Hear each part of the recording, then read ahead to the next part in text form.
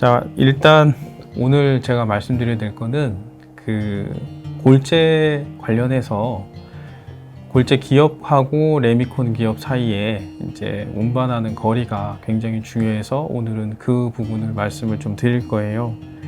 뭐 잘 아시다시피 골재가 사람이 살아가면서 지각 물질 중에서 가장 많은 양을 사용을 하고 있고, 또 건축 활동으로도 아주 오래 전부터 지금까지 잘 사용을 해 오고 있었어요. 그래서 이제 이런 골재가 사실은 뭐 유한하다는 게 잘 알려진 사실이고, 그래서 우리가 사용할 때 앞으로 어떻게 써야 되느냐에 대해서 조금 고민을 해볼 필요가 있어요. 그래서 이제 그런 부분들을 좀 검토를 했었고, 오늘 말씀드릴 거는 이제 골재에서 운반거리가 중요하다고 하는데, 우리나라에서는 얼마나 골재가 운반하는데 소요되느냐, 얼마나 가까운 곳에서 골재가 공급이 되고 얼마나 멀리에서 골재가 공급이 되느냐, 이런 것들을 지금까지 조사한 사람들이 없어서 한번 조사를 좀 해봤어요. 그래서 이제 그 결과를 오늘 말씀을 드릴 건데, 오늘 첫 번째 말씀드릴 거는 최단거리의 수요자 분석이라는 것으로 아마 말씀을 드릴 겁니다. 이거는 뭐냐면, 골재가 공급되는 데 있어서 이제 운반 거리가 골재 산업에서는 굉장히 중요하게 얘기가 되고 있는데, 그 거리에 대해서는 지금까지 잘 알려진 것이 없어요. 그래서 그런 부분들을 조금 분석을 해봤고, 그 분석은 일단 골재를 공급하는 기업하고 골재를 공급받는 레미콘 기업을 대상으로 분석을 했고요. 그래서 일반적으로 국민들은 이런 기업 간의 거래이기 때문에 골재에 대해서 관심을 갖기가 굉장히 어렵습니다. 현실적으로 골재에서 운반 거리는 사실 기름값에 이제 영향을 가장 많이 받고요. 그래서 저렴한 가격으로 운반이 된다고 하면 굉장히 먼 거리까지 공급을 할 수 있겠지만, 그렇지 않은 경우가 많기 때문에 대부분은 이제 운반 거리에 제약을 받게 됩니다. 그런데 이제 잘 알려진 사실은 이런 운반 거리가 중요하다고는 알려져 있는데, 실제로 얼마나 거리가 이제 운반되고 있고 또 얼마나 먼 거리까지 운반이 되고 있는지에 대한 분석 결과들이 없어서 오늘은 그런 것들을 아마 말씀을 드리게 될 것 같아요. 그래서 일반적으로 골재를 공급하는 골재 기업이 모래와 자갈을 동시에 생산하는 지역도 있고, 또 심지어는 골재를 생산하면서 레미콘 기업을 병행해서 겸업하는 경우가 있었어요. 그래서 그런 지역의 경우는 이제 거리가 0으로 바로 이제 같이 붙어 있으니까 이제 그런 부분들이 좀 있어서 아마 최소 거리는 큰 의미가 없을 것 같아요. 대부분의 전국적으로 광역시도를 보면 대부분의 지역이 이미 최소 거리가 0 정도로 굉장히 이제 겸업하는 기업들이 상당히 있었고, 그렇기 때문에 이제 최소 거리는 큰 의미가 없는데, 최대 운반 거리는 굉장히 재밌는 결과가 나옵니다. 그래서 자갈을 전국적으로 운반할 때 최대 44km 정도가 운반이 된 적이 있고요. 그리고 모래의 경우는 약 60km 정도로 굉장히 멀리 운반되는 경우가 있습니다. 그래서 이런 것들은 사실은 지역별로도 이제 차이가 많이 나는데요. 전국적인 통계에서 최소 운반 거리하고 최대 운반 거리를 계산해서 평균적으로 보면 운반 거리는 최대 이제 41km 정도로 평균적으로 나타나고, 5.9km 정도가 일반적으로 골재가 공급되는 것으로 분석이 됐습니다. 이거는 모래랑 자갈을 포함한 그런 통계 수치고요. 모래랑 자갈을 구분해서 이제 살펴보면, 자갈의 운반 거리에 비해서 모래의 운반 거리는 최대 60km 정도이고요. 평균 9.9km 정도로 분석이 됐습니다. 그래서 결과적으로 보면 자갈은 근거리에서의 공급이 가능하지만 모래의 경우는 굉장히 먼 거리에서, 그리고 평균적으로도 자갈이 8.6km 정도의 평균 운반 거리가 있다면, 모래의 경우는 평균 9.9km로 이제 상대적으로 모래가 더 멀리서 공급이 된다는 사실을 확인할 수 있었습니다. 그리고 이런 추세로 보면 강원도가 골재의 최대 운반 거리가 가장 멀고요. 서울과 세종이 5km나 5.6km로 가장 가까운 곳에서 운반되는 것으로 분석이 됐습니다.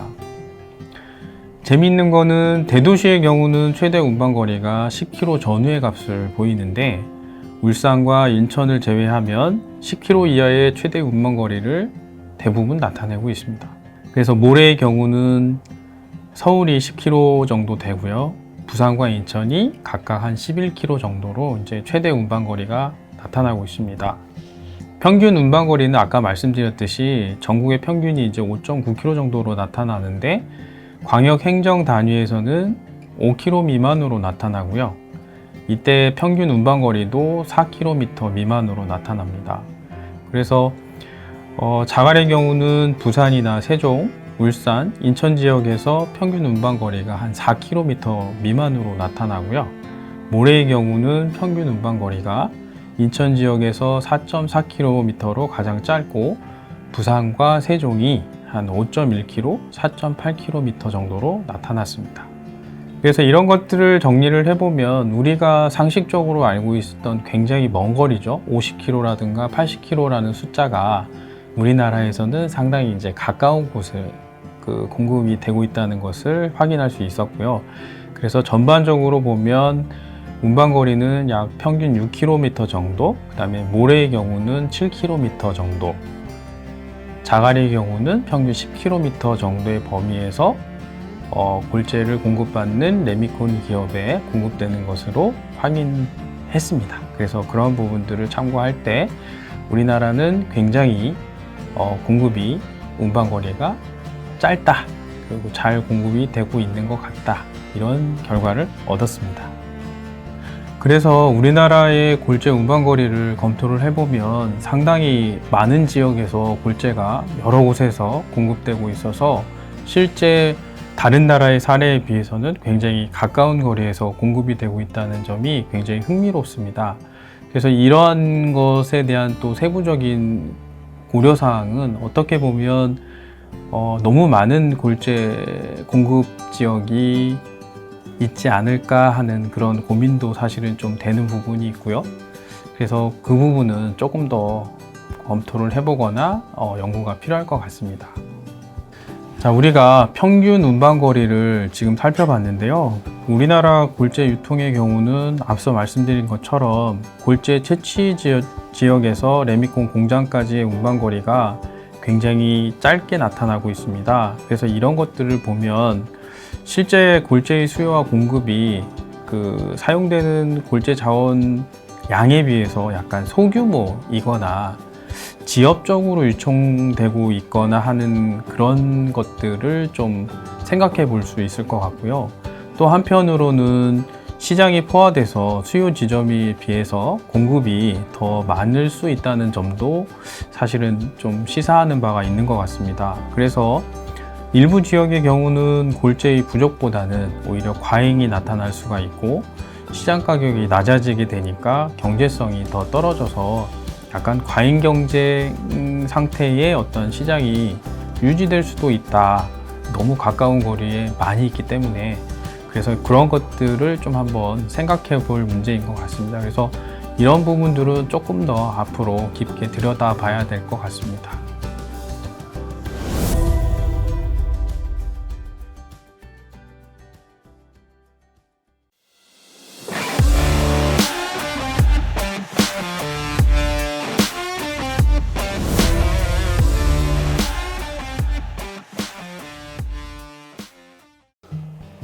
지금부터 말씀드리는 것은 골재 공급하는 지역의 서비스 지역을 한번 분석한 결과를 말씀드리려고 합니다. 다시 한번 말씀드리면 골재를 공급하는 지역에서 어느 범위까지 공급을 할 수 있을까? 어떻게 보면 우리가 알고 있는 평균 운반거리나 이런 개념보다는 서비스가 어디까지 가능할까? 내가 위치하는 곳에서 얼마나 먼 곳까지 골재를 공급할 수 있을까? 또는 공급한다고 하면 그 범위가 어디까지일까? 간단히 얘기하면 교통사고가 났을 때 누가 가서 그 지역에 어떤 지점에서 사고가 났을 때 그 지역에 가서 어느 병원에서 앰뷸런스를 보내는 것이 효율적이냐 라는 측면에서 보면 아마 서비스를 좀 이해하기 쉬울 것 같습니다. 그래서 내가 위치한 곳은 고정이 돼 있다고 보고 어느 지역까지를 공급하는 것이 효율적이겠느냐, 그래서 서비스 지역이라는 것들의 개념을 좀 설명드리고자 합니다. 그래서 이런 분석은 여러분들이 마찬가지로 네이버나 다음에서 출발지하고 도착지를 입력을 하게 되면 얼마나 거리가 소요되는지, 시간은 얼마나 소요되는지 등에 대한 정보를 주는데요. 이거를 반대로 예를 들어서 거리를 10km 정도로 갈 수 있는 곳이 어디까지겠니?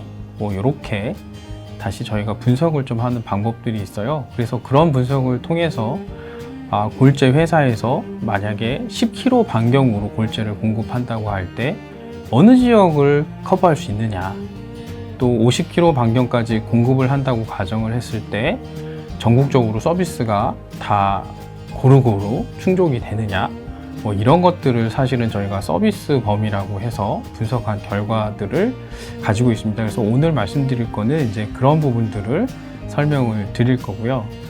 아시다시피 이런 분석이 왜 필요하냐면 골재가 이제 대량으로 소모되고 또 상대적으로 가치가 낮습니다. 부피에 대해서. 그리고 장소 가치가 높아요. 그러니까 어느 곳에 위치하느냐에 따라서 생산이라든가 운반되는 원가의 영향을 받습니다. 그래서 실제 운반하는 비용이 골재 공급에 소요되는 비용에 굉장히 많은 영향을 주기 때문에 이런 서비스 지역이 고르게 분포를 한다면 각 지역마다 어떻게 보면 가장 효율적으로 골재를 공급하는 체계를 갖추고 있다고 말씀드릴 수 있습니다. 그래서 이제 이런 것들을 좀 한번 분석을 해 봤고요.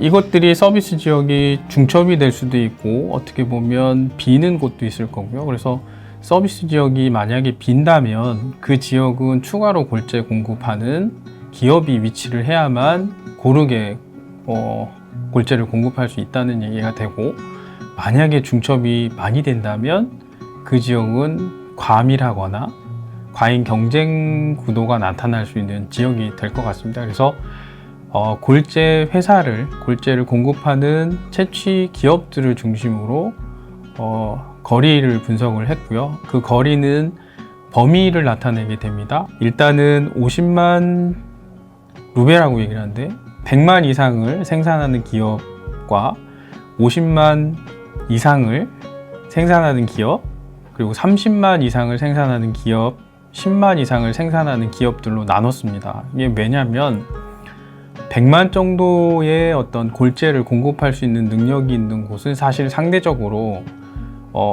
생산에 들어가는 소요되는 비용이 규모가 있기 때문에 이제 상대적으로 저렴할 수 있고요. 또 장기간 공급이 가능하기 때문에 이제 어떻게 보면 큰 기업이 되겠죠. 그래서 그런 기업들하고 좀 구분을 해서 가지고 있는 공급량을 중심으로 거리를 한번 서비스 지역을 분석을 해 봤습니다.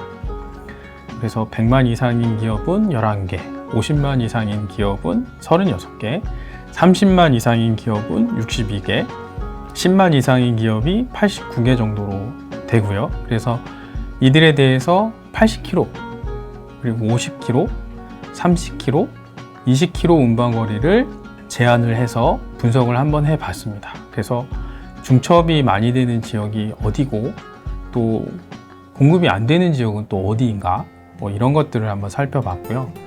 근데 다만 이제 지금 중복도를 따지기는 이제 사실은 수요 기업인 레미콘 기업에서 선택적으로 이제 골재 기업을 선택적으로 사용할 수 있기 때문에 그냥 일단 중복에 대해서는 그 권역 입장에서만 좀 한번 바라봤습니다.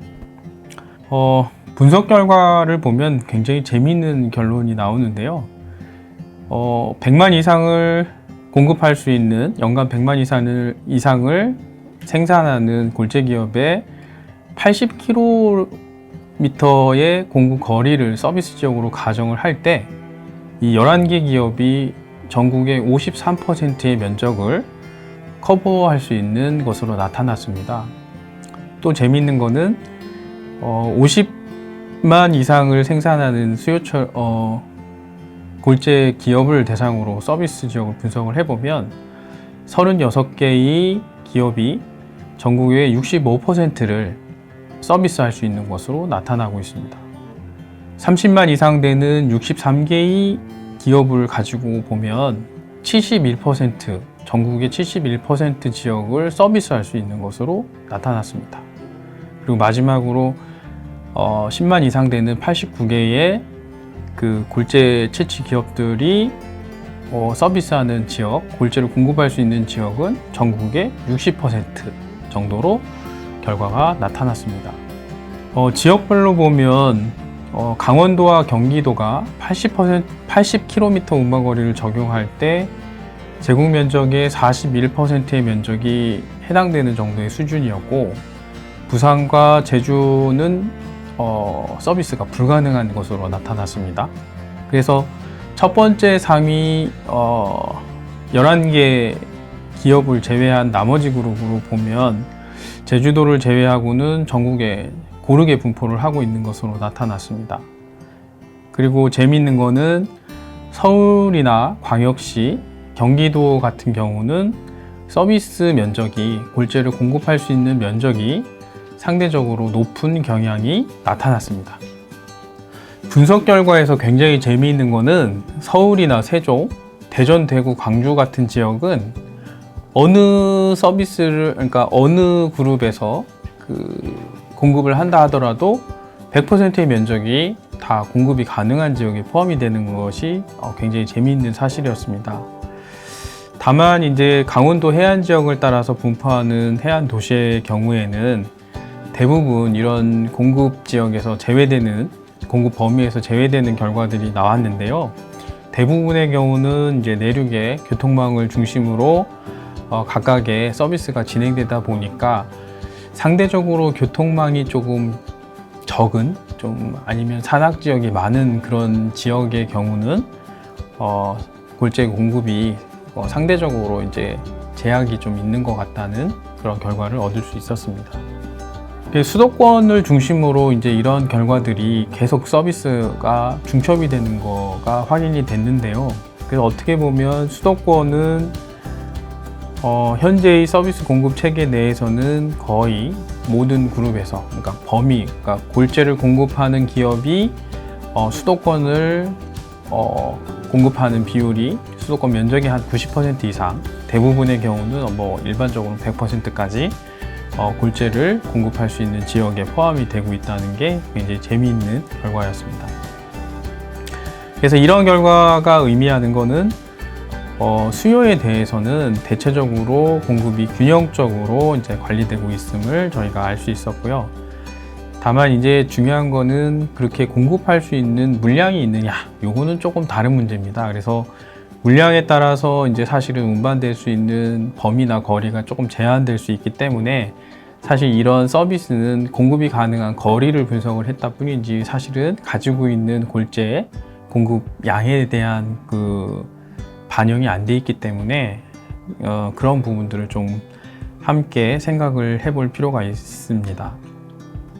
그래서 이런 부분들을 고민해 보면 실제는 운반이 가능한 거리에 있다 하더라도 공급할 수 있는 물량이 없으면 공급을 하지 못하는, 약간 현실에는 조금 다른 결과라서 그런 부분들을 함께 고려해 볼 필요가 있습니다. 그래서 앞으로 이제 이런 부분들을 조금 더, 이런 방법을 조금 더 개선하기 위해서는 이제 공급량이라든가 또 수요량에 대한 것들을 반영한 정밀한 모델이 좀 개발되어야 되고요. 이런 양적인 부분을 포함한 공급 지역, 공급 범위를 분석하는 것이 앞으로 이제 균형적으로 수요와 공급이 이루어지는 그런 배치를 하는 데 있어서 필요하다라고 생각이 됩니다.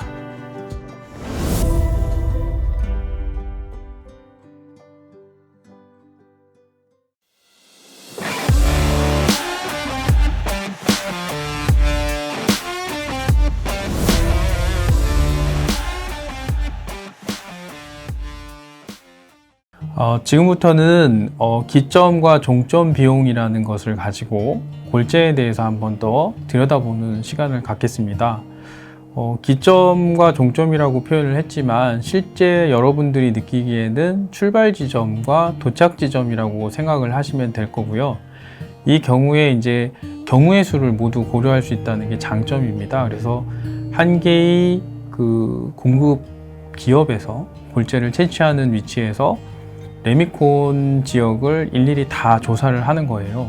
그래서 출발점은 골재 기업이 되고 수요점은 레미콘 기업이 됩니다. 그래서 각각 레미콘 기업까지의 모든 거리를 다 사실은 계산을 할 수가 있어요. 그래서 그런 거리를 계산을 해서 거기에 들어가는 거리를 중심으로 비용을 좀 한번 산정해 주는 방법을 좀 검토해 봤습니다.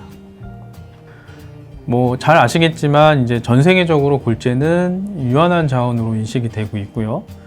모래 부족에 대해서는 적어도 계속 사용하기가 어려울 것 같아요. 그래서 향후 100년까지는 수요가 공급을 채우지 못해서 계속 가치가 상승할 것으로 예측이 되고 있습니다.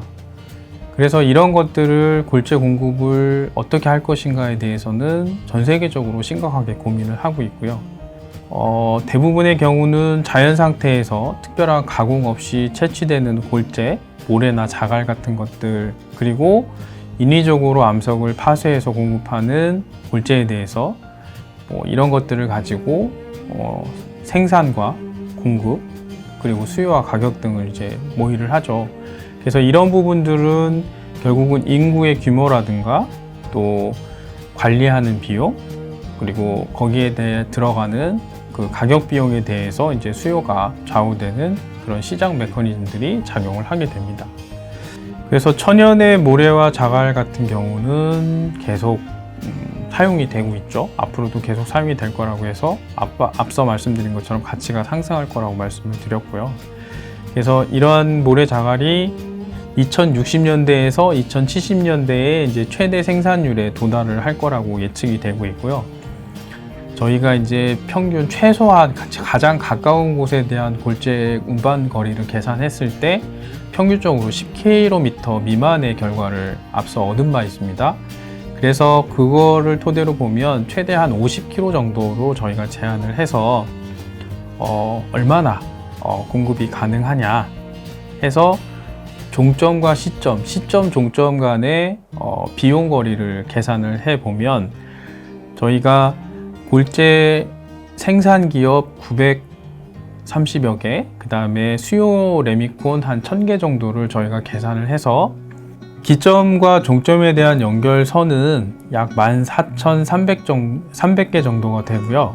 기점은 중복에 대한 고려 없이 한 734개, 그러니까 골재를 공급하는 기업의 위치는 734개 정도 되고, 이거를 수요하는 레미콘 기업의 경우는 1,050개 정도로 저희가 분석을 수행을 하였습니다. 기점과 종점의 연결수를 도시한 결과를 보면 연결선으로 이제 저희가 표시를 했는데요. 공급 지점이 없는 지역이 있습니다. 예를 들어서 광주, 서울 같은 경우는 골재를 공급하는 기업이 행정구역 내에 없어요. 그래서 이제 그런 부분들은 어떻게 보면 자체적으로 수요를 하는 것이 아니고 외부 지자체에서 반입해서 사용을 하기 때문에 그런 결과로 볼 수 있고요. 이 그림에서 이제 연결선이 없는 타원형으로 표시된 부분은 자체적인 수요 공급이 가능한 부분을 이야기할 수 있고요. 그리고 자체 수급을 제외하고 다른 광역 행정구역과 연결되는 부분은 어떻게 보면 백분율로 저희가 결과를 볼 수 있습니다. 그래서 결과 해석에 있어서 기점을 중심으로 그래프가 설정이 되면 공급자 입장에서 다른 지역과의 연결을 저희가 살펴볼 수도 있고요. 또 종점을 중심으로 그래프를 설정을 하면 수요자 입장에서 다른 지역과의 연결성을 확인해 볼 수 있습니다. 그래서 공급자 입장에서 제시된 결과는 서울과 광주의 경우는 공급이 없기 때문에 원주에서 차지하는 파이가 0으로 나타나고, 또 수요자 입장에서 제시된 결과에서 경기도와 인천에서는 공급을 받는 입장에서 0보다 큰 숫자로 표시가 됩니다. 그래서 이런 것들을 토대로 보면 자체적으로 연결선이 가장 많이 나타나는 지역은 경기도입니다. 그리고 제주의 경우는 섬 지역의 특성상 다른 지역과의 반입 반출이 없기 때문에 마찬가지로 이제 자체적으로 연결되는 선으로 나타나고요. 또 서울시하고 광주광역시의 경우는 공급이 없이 수요만 발생을 하는 지역이고, 대부분의 광역시도 기점보다는 종점의 연결선이 많은 것으로 나타났습니다. 그래서 이러한 기점, 종점의 분석 결과에서 나타나는 것과 같이 거리를 중심으로 계산된 결과를 통해서도 골재가 어떻게 유통되고 있는지를 설명할 수 있는데, 어떻게 보면 기점과 종점의 비용 분석을 통해서 광역 행정 자치 단위에서 수요와 공급이 어떻게 분할이 되고 또 반입과 반출이 어떻게 일어나는지를 파악할 수가 있게 됩니다. 그래서 골재를 전혀 생산하지 않는 서울, 또 광주 이런 지역에 대해서도 저희가 대책을 어떻게 세우는 것이 좋을지 확인하는 방법을 저희가 찾아볼 수 있고요. 어떻게 보면 경기도와 강원도에서 서울로 골재를 공급하는 그런 것들을 결과적으로 저희가 수시적으로 확인할 수 있다는 것을 알 수 있었습니다. 이런 모형들을 잘 활용을 하면 시군에서도 또 세부적으로 세부 지자체에 대해서도 골재가 어떻게 운반되고 또 유통되고 있는지를 파악하는 데 중요한 정보를 제공할 수 있습니다. 그래서 세부적으로는 우리가 이런 것들을 조금 더 주의 깊게 들여다보면 어느 지역에서 골재를 어떻게 공급하고 또 관리할 것인가에 대한 어떤 해답을 찾을 수 있을 것으로 생각이 됩니다.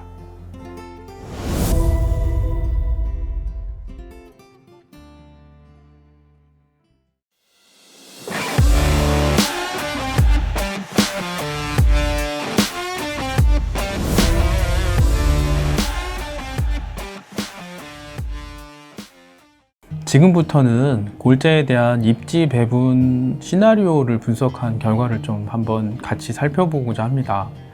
어떻게 보면 입지라는 것은 골재를 공급하는 지역이 어디에 있느냐, 그리고 그거를 수요하는 레미콘 기업이 또 어디에 있느냐, 이것이 얼마나 또 효율적으로 전국에 분포하고 있느냐를 사실은 살펴보는 방법 중에 하나입니다. 그래서 저희가 교통망을 중심으로 전국의 운송로를 중심으로 해서 이런 입지 배분 시나리오 분석을 좀 해봤습니다. 그래서 이 분석은 어떻게 보면 균형적으로 공급이 가능하냐 하는 전국적인 그 유통에 대해서 시나리오별로 검토를 하는 결과를 말씀드릴 수 있을 것 같습니다. 아시겠지만 이제 천연골재가 자연에 이제 풍부하게 부존하는 것으로 알려져 있어서 무한하다고 대부분 생각을 하고 계신데요. 사실은 이제 세계 여러 지역에서 공급 부족에 대한 위험이 계속 증가하고 있습니다. 그래서 어떻게 보면 현재와 같은 골재 채취 속도나 건설 관행이 유지되게 되면 개발도상국의 경우는 건설용 모래에 대해서 공급이 굉장히 어려운 상황에 직면할 수 있다고 얘기하고 있습니다. 그래서 이런 측면에서 골재가 국가의 경제 발전이나 사회 발전의 필수적인 자원으로 관리가 되고 있고, 이미 알려진 바와 같이 골재는 공공재의 성격을 가지고 있는 자원입니다.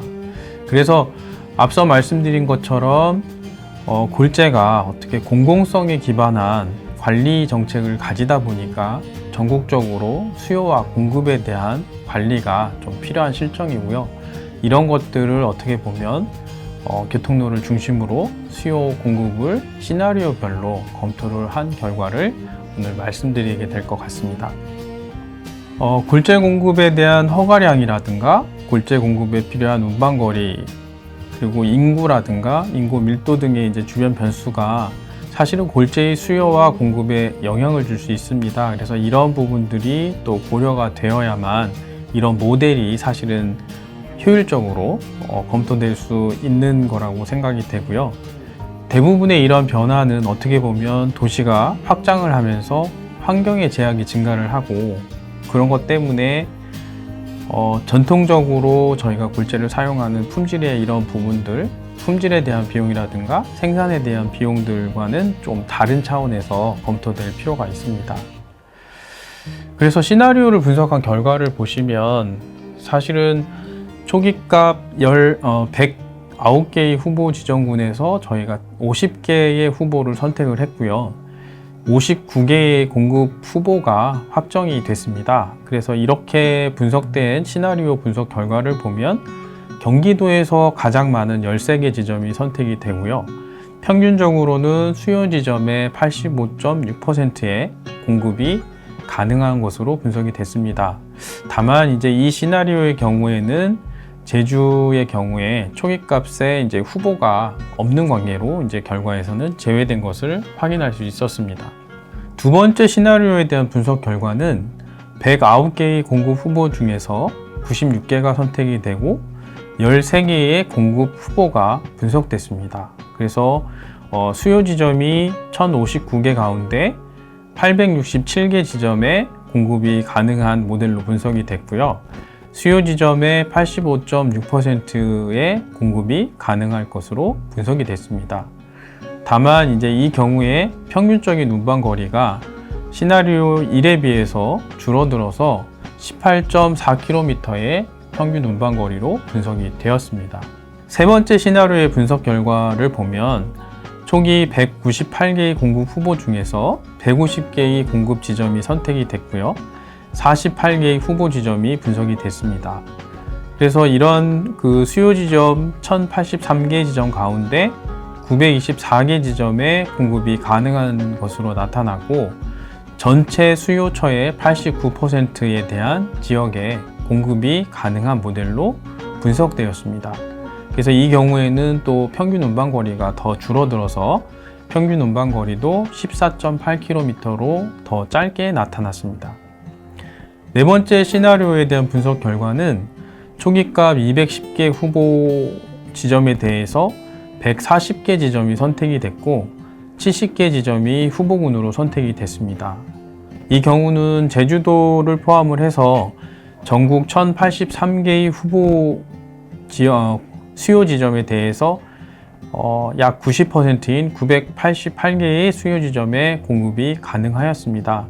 그런데 이 경우에는 이제 평균 운반 거리가 증가해서 19.6km로 앞서 예비 분석된 결과와 달리 공급 거리가 증가하는 것으로 나타났습니다. 레미콘 수요를 포함하는 골재의 수요량 예측에 대한 전국적인 분포 모형의 경우는 어떻게 보면 저희가 공급량이 무제한이라고 설정을 한 상태이기 때문에 마찬가지로 공급에 대한 제한에 대한 검토가 조금 필요하고요. 이런 것들을 고려한다고 하더라도 어떻게 보면 지역적 배분이라든가 평가 모델이 조금 더 병행될 필요가 있는 것으로 보입니다. 이러한 시나리오 분석 결과를 토대로 보면 현재 그 700여 개 이상의 지점에서 공급되는 골재 공급에 대한 지점들이 어떻게 보면 굉장히 효율적으로 공급된다고 보기 어려운 부분이 있습니다. 그래서 이런 부분들을 중장기적인 정책에서 골재를 공급할 수 있는 허가량 조절이라든가 하는 측면에서 이런 모델들 분석 결과를 사용한다면 아마 보다 효율적으로 골재가 관리될 수 있을 것으로 생각이 됩니다.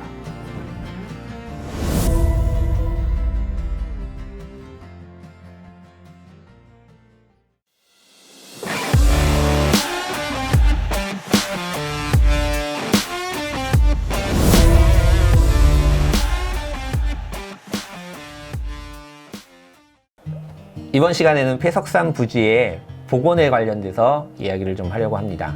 그래서 국내 산지관리법에는 복구비를 예치를 해서 채석으로 인해서 훼손된 산지를 복구할 수 있도록 하고 있습니다. 그래서 개발이 종료된 석산의 경우는 이 복구비를 이용해서 복구를 하게 돼 있는데요. 복구 방법은 법에 정해져 있습니다. 산리관리법상 토석 채취를 한 산지의 복구 방식은 토석으로 성토한 후 표면을 수목의 생육에 적합하도록 흙으로 덮도록 강제되어 있습니다.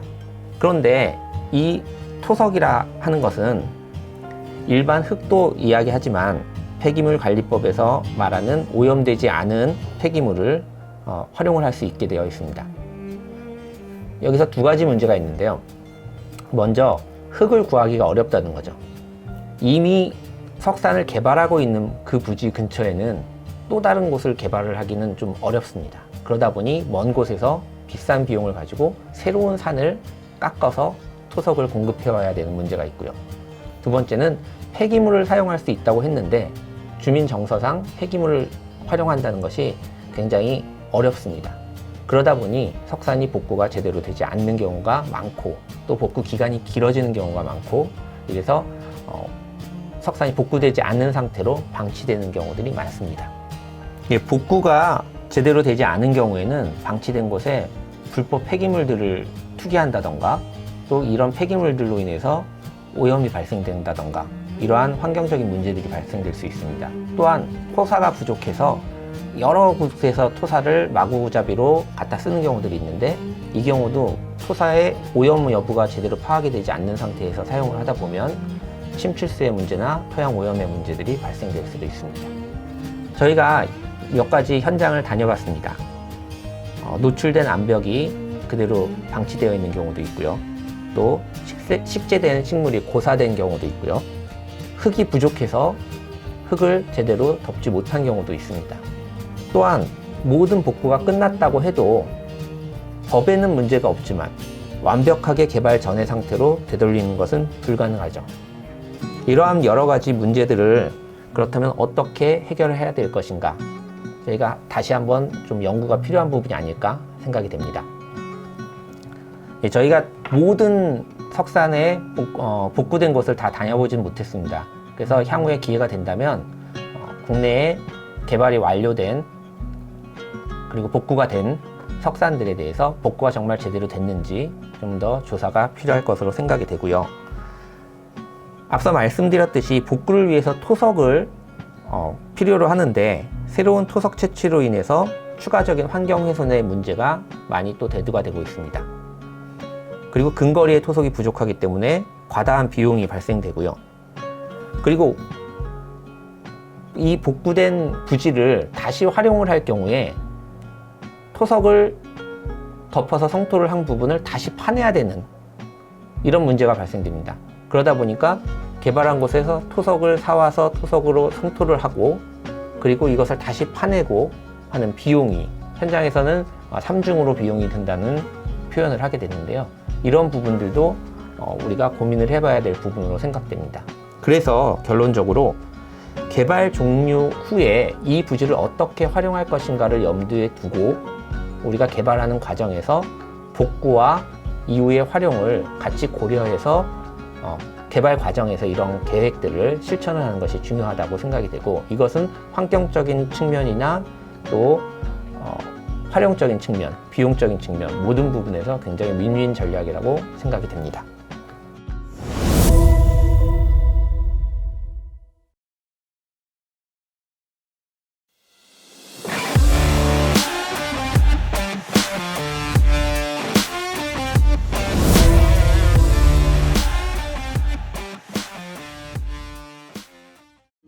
석산 개발을 하면 산지를 평탄화하거나 대규모의 절토 사면을 발생시켜서 또 식생이 훼손되거나 생태계에 전반적으로 영향을 미치게 됩니다.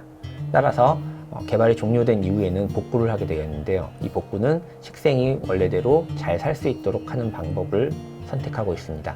가장 좋은 것은 원래의 산의 모습으로 만드는 것이 좋겠지만 현실적으로는 이것이 불가능하기 때문에 이 부지를 다른 용도로 활용을 하는 것이 더 좋은 방법일 수도 있습니다. 이 시간에는 국내의 여러 가지 사례들을 좀 살펴보려고 합니다. 가장 첫 번째로 소개될 곳은 창신숭인 전망대입니다. 이곳은 일제강점기 서울에 석조 건물을 세우기 위해서 운영되었던 곳인데요. 과거 이름은 낙산 채석장이라고 하고요. 한국전쟁 이후에는 지역 주민들이 무허가 주택들을 많이 세우기도 하고 또 한쪽에 작은 주거 공간들이 형성이 됐었는데요. 이 지역은 서울시의 도시재생지역 1호로 선정이 되어서 뉴타운 사업지구로 개발이 된 곳입니다. 창신숭인 전망대에 올라가면 서울 시내 강북권이 한눈에 조망이 되는 곳이고 주변에 작은 공원들을 조성해서 지역 주민들이 체육 활동을 할 수 있게끔 구성이 되어 있습니다. 국내 사례의 또 다른 것은 용마 폭포공원입니다. 아시아 최대의 인공 폭포로 조성이 되어 있는 곳이고 서울시의 관광 자원으로서 많이 활용이 되고 있고요. 여름철에는 인공 폭포가 시원하게 내려 떨어지는 곳으로 많은 사람들이 주간뿐만 아니라 야간에도 이곳을 찾고 있습니다. 특히 10월 달에는 지역 주민들과 함께하는 문화예술 축제로 운영이 되고 있습니다. 네, 국내 사례에서 이번에는 주택 공급을 위한 택지로 활용된 사례들을 몇 가지 소개하겠습니다. 먼저 서울 외곽 지역에 있는 아파트 단지입니다. 교외 지역에 위치한 채석장인데 채석장으로 1970년대까지 운영이 되다가 80년대 이후에 이곳이 채석이 종료되고 이 자리에 무허가 주택들이 많이 들어서고 그러다 보니 서울시에서 이곳을 2003년 뉴타운 사업 지역 및 균형 발전 촉진 지구로 지정하였고요. 2014년 615세대 이 중 105세대를 임대주택으로 아파트 단지를 조성을 했습니다. 또한 기존 채석장 흔적이 남아있는 절개면 등을 조경으로 활용하여서 인근 녹지공원 북서울 꿈의 숲과 연계하여 자연 풍광을 즐길 수 있는 주거단지로 2017년부터 지역 주민들이 거주를 하고 있습니다. 다음은 서울 남부에 있는 채석장 부지를 아파트 단지로 조성한 사례입니다. 1973년 폐쇄된 채석장을 방치하고 있다가 2018년에 서울 관문 도시 조성 사업을 통해서 개발을 하게 되었는데요.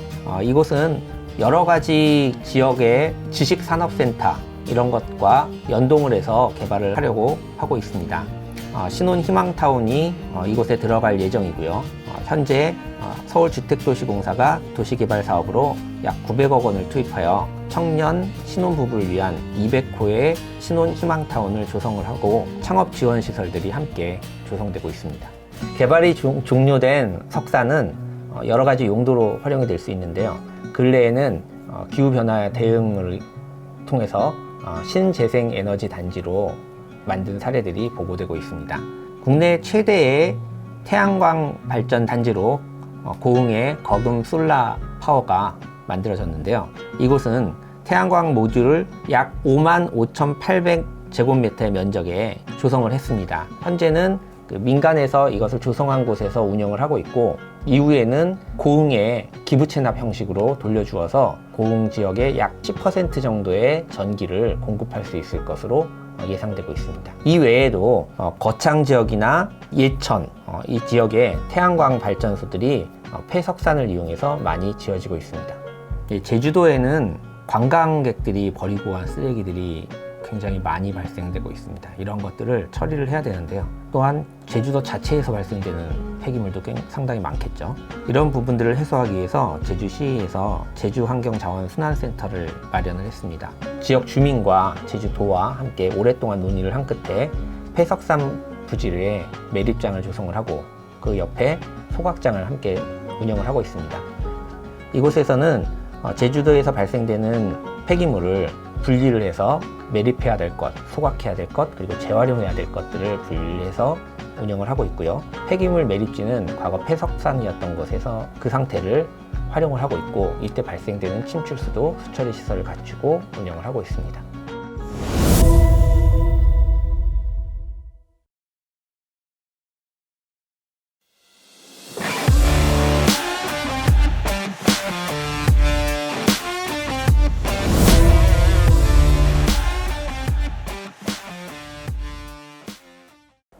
개발 종료된 석산을 활용한 해외 사례 몇 가지를 소개해 드리도록 하겠습니다.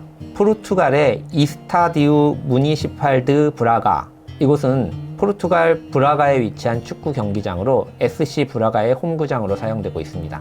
3만 명이 넘게 인원을 수용할 수 있는 곳이고 UEFA 유로 2004 경기장으로 선정되었습니다.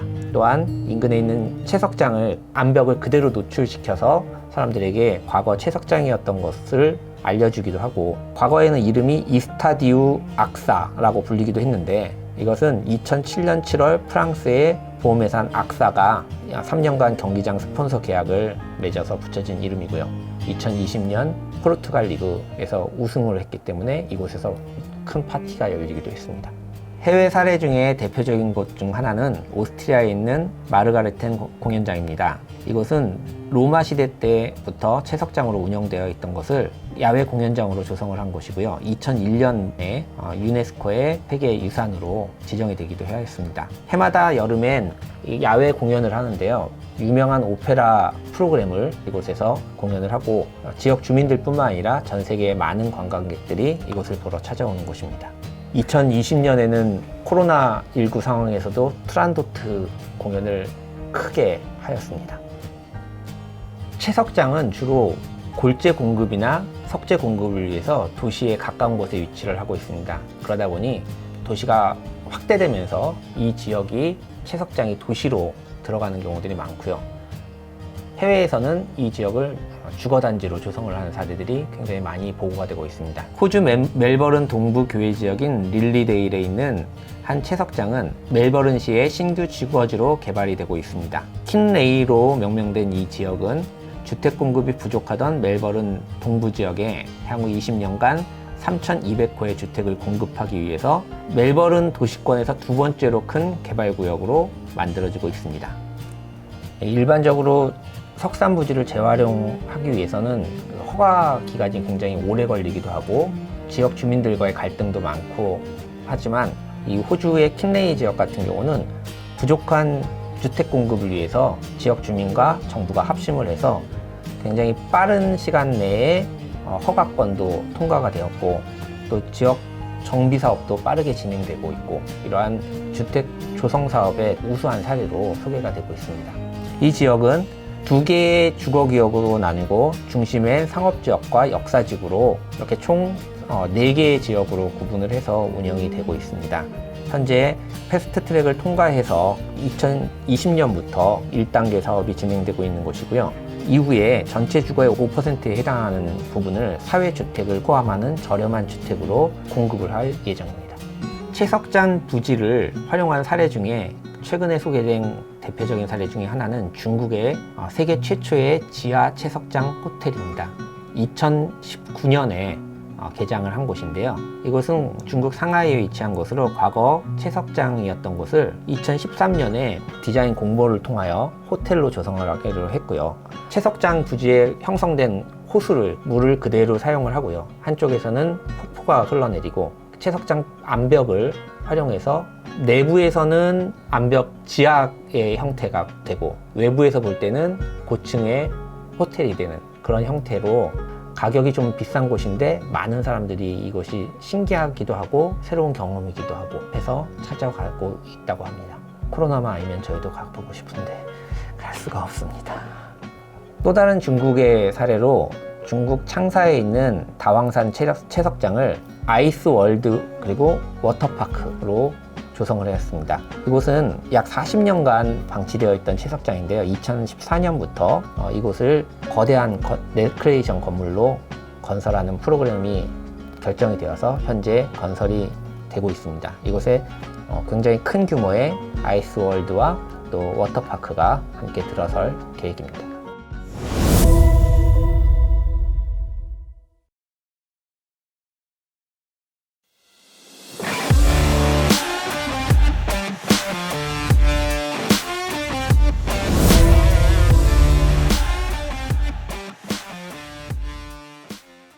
개발이 종료된 석산을 활용을 하기 위해서 어떻게 할 것인가 해서 먼저 방법을 고민을 해야 되고 활용할 용도를 고민을 해야 되는데요.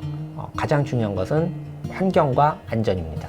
두 번째, 주민들이 합의되지 않으면 전혀 엉뚱한 방향으로 활용이 될 수가 있다는 거죠. 즉 지역 발전에 도움이 돼야 되고요. 또 지역 여건에 적합한 것이 돼야 된다는 겁니다. 그래서 이런 부분들을 고려를 해서 활용을 해야 되는데 스페인의 빌바오라는 지역은 과거에 철강 산업이 활발했던 곳이 이 철강 산업이 쇠퇴하면서 이 지역을 어떻게 살릴까? 정부에서는 구겐하임 미술관을 유치를 하게 됐습니다.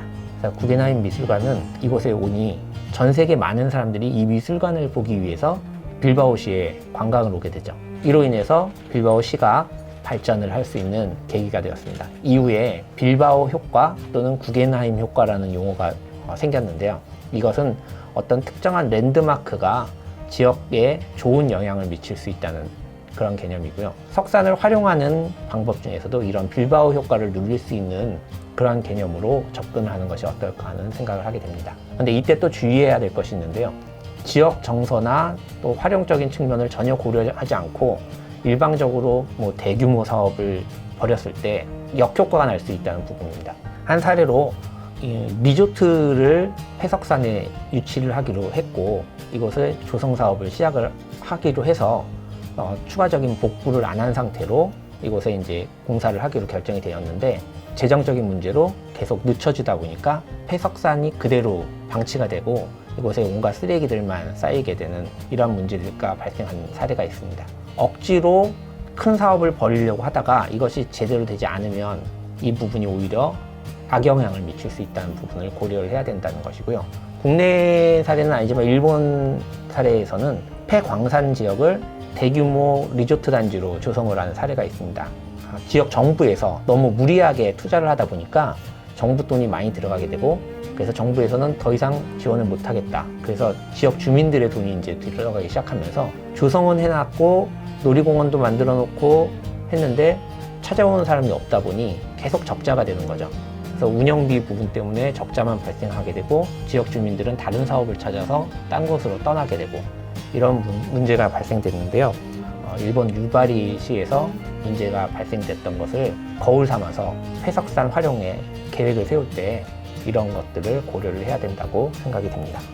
다양한 방법들을 고려를 할 수가 있는데 국내에서 성공한 사례, 또 해외에서 성공한 사례, 또 국내에서 실패한 사례, 해외에서 실패한 사례 이런 것들을 고려를 해서 우리들이 특정한 어디가 성공을 했다고 해서 그것을 무조건 따라가는 것이 아니라 이 지역에 맞는 또 주변에 있는 인프라 연결할 수 있는 이런 것들을 고민을 해야겠죠. 한 곳에서 공원으로 조성을 해서 잘 되었다고 해서 그 지역에 있는 모든 석산을 다 공원으로 만들 수는 없는 거고 이곳에 공원이 이미 있으면 여기서는 인접해서는 공원을 또 만들 필요가 없기 때문에 다른 용도를 찾아야 되는 것이고 이것을 찾을 때 서로 그 상생 효과가 있을 수 있게끔 고민을 해서 적용을 하는 것이 필요하다고 생각이 됩니다. 활용하려고 했다가 중단된 게 이제 제주도의 풍산 드림랜드 사례거든요. 개발 계획도 통과가 됐고 설계도도 다 통과가 됐는데 이제 투자자 모집이 좀 덜 됐던가 뭐 해서 비용이 이제 부족해서 착공 자체를 못한 거죠. 그래서 그냥 방치가 됐어요. 현장에 가보면 바다도 바로 보이고 위치도 굉장히 좋고 리조트로 꾸미면 정말 좋겠다는 생각을 하는 부지인데 방치가 돼 있죠. 사실 그렇게 방치된 데가 더 큰 문제입니다. 아예 개발 계획이 없어서 그냥 복원을 했으면 성토를 하고 식생을 했을 텐데 여기는 개발 계획이 있다 보니까 복원을 다 제대로 안 하고 그냥 방치만 해서 공사 들어갈 거니까 어차피 파내야 되니까 놔뒀던 거죠. 그러다 보니까 쓰레기만 쌓이고 있죠. 그 다음에 복원 잘 됐다고 해서 갔는데 사람들이 여기가 복원이 된 데가 맞아 라고 하는 곳이 있는데 사실 이 법하고 관련해서 이제 법적으로는 잘 돼 있어요. 규격에 다 맞게 풀도 잘 자라고 있고 근데 여전히 그 땅속으로 파헤쳐져 있는 상태가 그대로 있기 때문에 이런 부지가 어떻게 하지? 근데 그런 부지도 있지만 거기 주변이 개발이 잘 되고 있어 가지고 그런 데는 곧 개발되지 않을까